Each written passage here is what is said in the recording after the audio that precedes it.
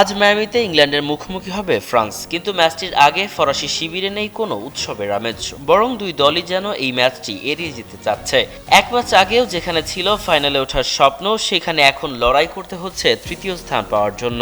সেমিফাইনালে স্পেনের কাছে 2-0 গোলে হেরে ফাইনালের দৌড় থেকে ছিটকে গেছে ফ্রান্স, আর সেই হতাশা নিয়েই এবার মাঠে নামতে হচ্ছে ইংল্যান্ডের বিপক্ষে। কিন্তু ম্যাচের আগেই যেন দুই শিবিরে এক অদ্ভুত সত্যি প্রকাশ পেয়েছে, এই ম্যাচে কেউই খেলতে চায় না।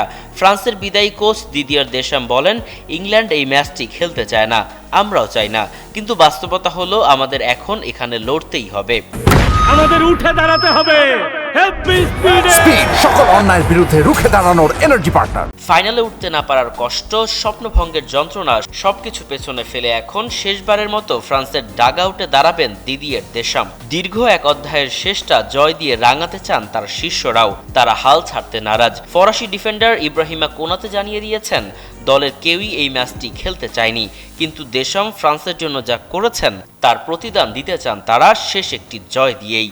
তাই প্রশ্ন এখন একটাই, বিদায়ী কোচকে কি ব্রোঞ্জ পদক উপহার দিতে পারবে ফ্রান্স, নাকি ফাইনালে উঠতে না পারার হতাশা ভুলে শেষ হাসিটা হাসবে ইংল্যান্ড?